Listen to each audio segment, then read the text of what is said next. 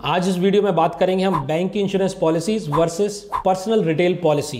तो हम इस वीडियो के माध्यम से जानेंगे कि क्या बैंक के द्वारा ली गई हुई पॉलिसी के एडवांटेजेस क्या क्या हैं, डिसएडवांटेजेस क्या क्या हैं, और पर्सनल हेल्थ इंश्योरेंस पॉलिसी ले रहे हैं उसके एडवांटेजेस क्या क्या हैं और उसके डिसएडवांटेज क्या क्या है। तो यूजुअली हमारे पास क्वेश्चन आता है कि हम बैंक से के थ्रू पॉलिसी ले रहे हैं तो वो हमारे लिए सही है या नहीं है।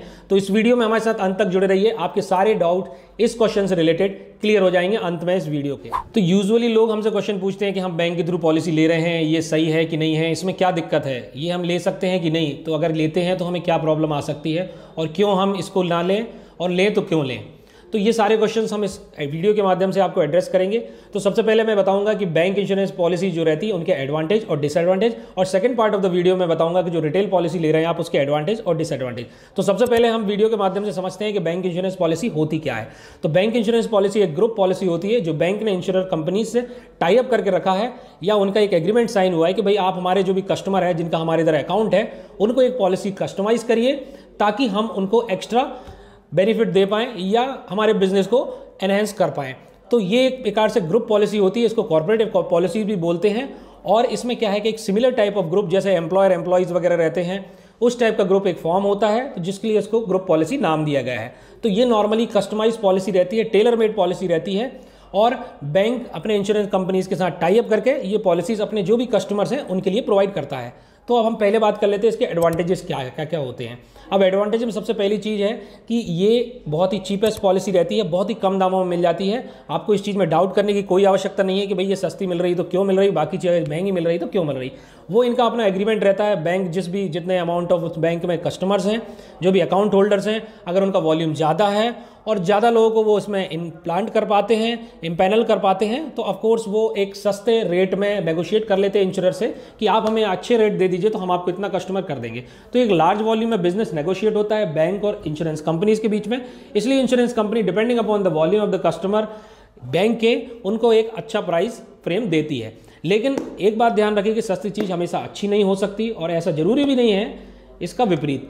इसलिए हम देखते हैं कि इसकी प्राइसिंग बहुत कम रहती है, ये इसका एडवांटेजेस है। दूसरा एडवांटेज इसका ये है कि इजीली मिल जाती है, इसमें कोई प्रपोजल फॉर्म में ज़्यादा चीज़ें डिक्लेयर नहीं करनी पड़ती हैं, नॉर्मल डिक्लेरेशन पे चल जाता है और ये बहुत ही इजीली मिल जाती है। इसका अंडरराइटिंग भी बहुत लीनियंट रहती है। इसमें नॉर्मली जब भी आप जाएंगे तो 2-4 चीज़ें पूछेंगे, हाइट वेट जो भी है, हेल्थ हाइट, जो बेसिक इन्फॉर्मेशन हैं, डेट ऑफ बर्थ वगैरह आधार पैन के हिसाब से, उसके बेसिस पे आपको पॉलिसी इशू हो जाती है। तो ये एक बहुत ही अच्छा बेनिफिट है। दूसरी चीज़ है इसमें वेटिंग पीरियड्स कम रहते हैं। नॉर्मली जैसे नॉर्मल रिटेल पॉलिसी में आप देखेंगे कि 2 साल का वेटिंग पीरियड स्पेसिफिक इलनेस का रहता है, और प्री एग्जिस्टिंग डिसीज का वेटिंग पीरियड 3 साल 4 साल रहता है, जो भी रहता है।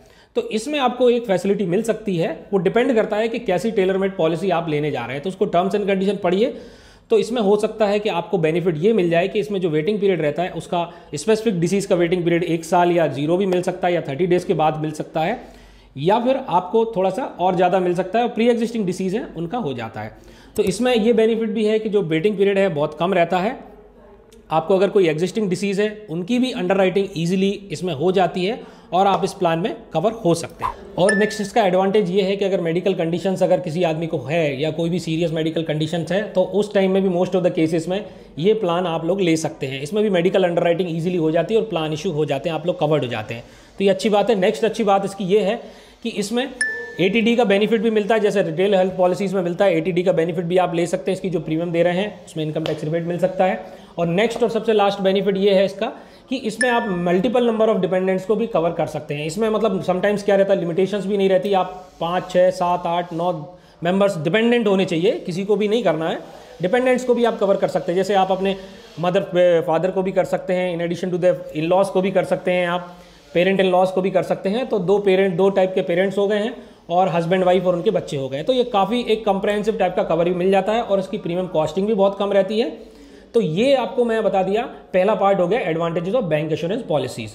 अब आ जाते हैं, अगर इसके एडवांटेजेस है तो कुछ डिसएडवांटेजेस भी होते हैं। तो डिसएडवांटेज में मैं आपको बता दूं कि ये एक टेलर मेड पॉलिसी रहती है, इसमें टर्म्स एंड कंडीशन फिक्स रहती है, जो भी एग्रीमेंट रहता है उसके हिसाब से, इसमें ज़्यादा मॉडिफिकेशन नहीं रहते। एक प्रोडक्ट है, वही सेम प्रोडक्ट है, वही आपको लेना पड़ेगा, इसमें आपकी चॉइस नहीं रहती है। और इसमें नॉर्मली बहुत सारी कैपिंग्स रहती हैं, क्योंकि देखिए किसी भी चीज़ की अगर कॉस्टिंग कम करनी है तो डेफिनेटली फीचर से तो आपको कंप्रोमाइज़ करना ही पड़ेगा।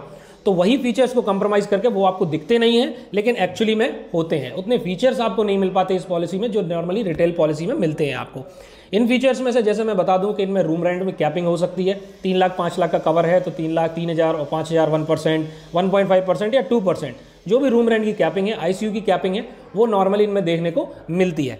दूसरे टाइप का है डिसीज़ में सब लिमिट्स आ जाती हैं। कोई भी प्रकार की डिसीजेज हैं उनमें भाई सपोज कैंसर का ट्रीटमेंट है उसमें 1.5 लाख की आपको सब लिमिट दे रहे हैं, या किसी भी हार्ट सर्जरी उसमें 4 लाख की सब लिमिट्स दे रहे हैं, कैटरेक्ट की ऑपरेशन है उसमें आपको 40,000 20,000 की सब लिमिट्स दे रहे हैं। तो इन पॉलिसीज़ में डेफिनेटली 90% केसेस में आपको सब लिमिट्स देखने को मिलेगी। तो ये आपकी चॉइस के कवर्स नहीं रहते हैं, इसमें आपको एक समझौता करना पड़ता है। हालांकि आप प्रीमियम जरूर कम दे रहे हैं लेकिन आपको कवर्स के साथ समझौता अवश्य करना पड़ता है। तो ये इसके डिसएडवांटेजेस है। अगले डिसएडवांटेज के बारे में बता दूं कि ये पॉलिसीज परमानेंट पॉलिसीज नहीं होती हैं। इन पॉलिसीज को आप तब तक ही अवेल कर सकते हैं जब तक का बैंक का टाई अप इंश्योरेंस कंपनीज के साथ चल रहा है, और ये टाई अप समय समय पर चेंज हो जाते हैं। और जैसा कि IRDA की गाइडलाइन है, जो नॉर्मली पोर्टेबिलिटी की गाइडलाइंस है, वो इनमें काम नहीं करती हैं। सपोज आपका एक XY कंपनी HDFC मान लेते हैं, HDFC बैंक का कैनरा बैंक से टाई अप है और ये टाई अप आज खत्म हो जाता है, तो इसके बाद जो भी पॉलिसी होल्डर हैं, जो भी कवर्ड हैं, वो अनकवर्ड हो जाएंगे और ये पॉलिसीज दूसरे बैंक किसी दूसरी कंपनी से टाई अप कर लेता है। सपोज ICICI से टाई अप कर लेता है कैनरा बैंक, तो फिर उस केस में आप पोर्ट नहीं कर सकते ICICI में। बहुत रेयर चांसेस में रहता है इंश्योरर अलाउ करता है, बट नॉर्मली इस कंडीशन में इंश्योरर्स अलाउ नहीं करते हैं, क्योंकि नॉर्मली क्या रहता है कि जो भी आदमी है, जो day by day medical conditions आदमी की खराब हो रही हैं और सपोज अगर कुछ बीमारियां हो जाती हैं तो दूसरा इंश्योरर दूसरे इसके सर का टोपी उसके सर पे लेना पसंद नहीं करते हैं। तो इसकी पोर्टेबिलिटी की गाइडलाइंस बहुत वीक रहती हैं, नॉर्मली केस में ये पोर्ट नहीं होती हैं। तो फिर in case of discontinuation of the tie up of the insurance company with the bank, you have to switch to another insurance company.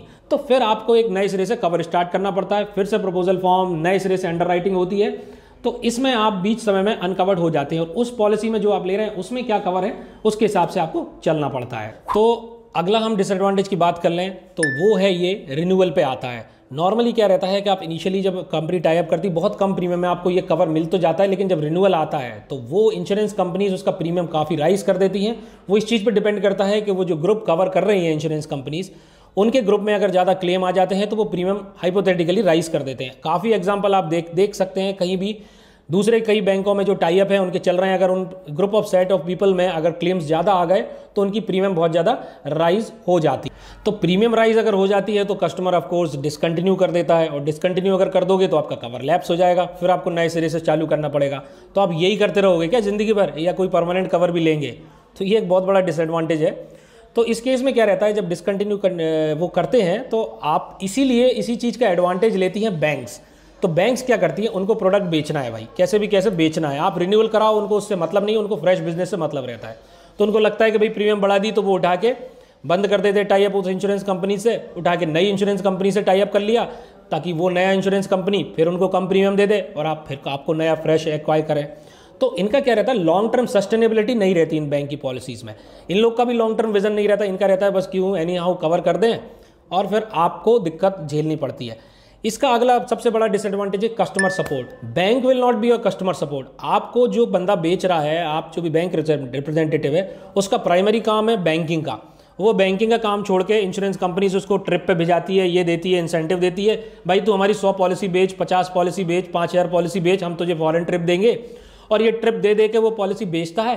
He is not the customer support. अगर आपका कोई क्लेम आता है, आप उसके पास एक बार जाके देख लिया। आप कोई भी फ्रेंड होगा जिसने बैंक की पॉलिसी ली, आप भी लें अगर सोच रहे हैं, तो आप एक बार कस्टमर सपोर्ट का कर दी। वो बोलेगा भैया ये कस्टमर केयर का नंबर है, यहाँ चले जाइए, वहाँ चले जाइए। इसके बाद आप दर बदर भटकते रहेंगे। और दूसरी चीज़ है, अगर जैसे आपने स्टार हेल्थ का लिया है, स्टार हेल्थ का इस बैंक से टाई अप है, तो उस बैंक में आप स्टार हेल्थ की ब्रांच में भी जाएंगे ना, तो वहाँ से भी आपको कस्टमर सपोर्ट नहीं मिलेगा, क्योंकि वो बोलेंगे भैया ये तो कॉर्पोरेट पॉलिसी, आपको कॉर्पोरेट ऑफिस से डील करना पड़ेगा। फिर वहाँ पे आप कस्टमर केयर पे कस्टमर आपको रिस्पॉन्स नहीं मिल रहा है, ये नहीं मिल रहा है, तो क्लेम सपोर्ट की बहुत ज़्यादा प्रॉब्लम आती है बैंक की पॉलिसीज़ में। और जो एम्प्लॉयर है, जिस बैंक का आपने सोचा कि अरे बहुत अच्छा आदमी है, मेरे तो बहुत बढ़िया टर्म्स एंड कंडीशन है, मैं हर बार जाता हूँ तो चाय पूछता है, यार मेरा तो बैंक बहुत रिश्तेदार है, वो 2 महीने बाद उसका ट्रांसफर हो जाएगा, अगले बंदे को ढूंढोगे, वो बोलते हैं भाई मैं तो इस कंपनी की करता ही नहीं, मुझे इधर उधर से ज़्यादा इंसेंटिव मिलता है, वो आपको रिस्पॉन्स नहीं करेगा। तो ये बहुत सारी ऐसी प्रॉब्लम्स आती हैं, ये आपको फेस ना करें, इसलिए ये मैंने वीडियो बनाया कि आपको पहले ही एक्सपीरियंस करने से पहले ही आपको ये जानकारी होनी चाहिए। जरूरी नहीं है ज़िंदगी में ठोकर खा के ही ठाकुर बने, दूसरों के एक्सपीरियंस से भी हमें कुछ सीख लेना चाहिए। तो आप मोटा मोटा समझ गए होंगे कि बैंक की पॉलिसी लेने में हमें फ़ायदा है कि नहीं है। इनमें बहुत सारी चीज़ें रहती हैं, आप जो ये एक बेस पॉलिसी रहती है। बेस पॉलिसी मतलब रहता है इनमें चॉइसेस नहीं रहती हैं, कंज्यूमेबल्स कवर नहीं रहते हैं। नॉर्मली आपका 4 लाख का बिल बन रहा है तो 1.5 लाख रुपये, 1 लाख रुपये, 50,000 रुपये आपको अपने जेब से ही भर दिए। तो भैया पॉलिसी लेने का क्या मतलब, जब हमको पैसे ही देने हैं। तो यहाँ पे देखिए क्या है कि इंश्योरेंस में अगर आप पैसे बचाने की सोचेंगे तो इंश्योरेंस आपको नहीं बचा पाएगा। तो कहीं ना कहीं उस चीज़ में, उस प्रोडक्ट में कॉस्टिंग कम आ रही है, तो कुछ रीजंस होंगे, तो उन रीजंस को आप समझिए। अब इस वीडियो में आपको समझ में आ ही गया होगा कि क्या हमें लेना है। अब दूसरा पहलू हम जानते हैं कि रिटेल हेल्थ पॉलिसीज के बेनिफिट और जो डिसएडवांटेज है उनके बारे में। तो बेनिफिट ये रहते हैं, जो रिटेल पॉलिसी है वो एक परमानेंट कवर है, वो आपका इंश्योर कंपनी से डायरेक्ट एग्रीमेंट है, तो वो आपको कवर प्रोवाइड कर रही है, वो हमेशा रहेगा। इंश्योरेंस कंपनीज मोस्टली चांसेस है 99% रहेंगी हमेशा, और आपके भी चांसेस हैं जब तक आप रहेंगे, जब तक रहेंगे, तो जब तक आपका कवर एक्टिव रहेगा। उसमें भी क्या रहता है, नॉर्मली आप 3-4 साल पॉलिसी चला देते हैं तो सारी चीज़ें कवर हो जाती हैं, आप फिट एंड फाइन हैं, हेल्दी हैं, तो आप डेफिनेटली रिटेल पॉलिसीज़ को ऑप्ट करिए। उनमें थोड़ा सा प्रीमियम ज़्यादा जरूर लगता है, बट बिलीव मानिए उनमें आपके चॉइसेस के कवर, जो भी आपके नॉन पेएबल आइटम्स हैं, लिमिट्स नहीं रहती। अगर आप एडवांस सेलेक्ट करते हैं तो सारी चीज़ें कवर हो जाती है, एक प्रकार से कंप्रहेंसिव है। आप बहुत एग्जाम्पल देख लेंगे, जो रिटेल पॉलिसीज़ है, हमारे पास भी कई क्लेम्स आते हैं, उनमें हमने देखा है भाई 4 लाख का बिल बना है, सिर्फ रजिस्ट्रेशन चार्ज और नॉमिनल 1,000 रुपये छोड़ के जो छोटे मोटे कट जाते हैं, उनके अलावा पूरा कंपनी पे करती है, 1-1 रुपये पे करती है। तो आपके पास चॉइसेस है, आपको मैटरनिटी कवर चाहिए है, नहीं चाहिए, add on pre existing diseases day 1 से कवर चाहिए है, नहीं चाहिए है, तो ये एक प्रकार से कंप्रहेंसिव कवर है, हमेशा आपके साथ रहने वाला है, और इसमें डिसकंटिन्यूशन का कोई मतलब ही नहीं है, हमेशा आपके साथ रहेगा। ठीक है, तो ये आपके हो गए एडवांटेजेस। इसके और एडवांटेजेस में ये है कि जब भी ये पॉलिसी आप लेते हैं, आपका फुल मेडिकल डिस्क्लोजर होता है, उसके बाद आपको प्रपोजल फॉर्म भरना पड़ता है, सारी चीज़ें डिक्लेयर करनी पड़ती हैं, उसके बाद आपकी अंडर राइटिंग होती है, और अंडर राइटिंग में सारी चीज़ स्क्रूटनाइज होती है, और समटाइम्स तो आपका प्री पॉलिसी मेडिकल चेकअप भी होता है। तो इससे क्या है कि आपके अंदर जो भी कंडीशंस रहती हैं, टर्म कंडीशंस, जो प्री एग्जिस्टिंग कंडीशंस है, वो मेडिकल इंश्योरेंस कंपनीज को मालूम रहती हैं। तो इससे क्या क्लेम्स में ईजी हो जाती है। बैंक इंश्योरेंस में क्या रहता है कि वहाँ पे फुली अंडर राइटिंग नहीं होती है, नॉर्मली आपने बोला 2-4 डिटेल डाली, पॉलिसी हो गई, तो बाद में दिक्कत आती है कि आपने ये डिस्क्लोज नहीं करा, ये डिस्क्लोज नहीं करा, तो क्वेश्चन आता है आपने पूछा ही नहीं तो हम डिस्क्लोज कहाँ से करेंगे, क्योंकि बैंक वाले बस बोलते हैं कि भैया ये फॉर्म है, इसमें आप साइन कर दीजिए, आपकी पॉलिसी कल के घर पे पहुँच जाएगी या मेल पे आ जाएगी। तो जब आपने हमसे कुछ पूछा ही नहीं तो हमने बताया नहीं, तो वो बहुत ज़्यादा प्रॉब्लम्स आती है, वो क्लेम के टाइम में आती है। वो आज लेते समय तो आप बहुत खुश हैं कि ठीक है, नहीं यार बहुत बढ़िया पॉलिसी मिल गई है, सस्ते में मिल गई है और अपने को क्या करना है, लेकिन जब क्लेम्स आते हैं वहाँ पर रियल वैल्यू पता चलती है। इसके अलावा इसके एडवांटेजेस में जो रिटेल पॉलिसी, उसके एडवांटेज ये है, सबसे बड़ा एडवांटेज है कि आप किसी एजेंट से, एडवाइजर से पॉलिसी ले रहे हैं, वो आपके सपोर्ट में हमेशा खड़ा रहेगा।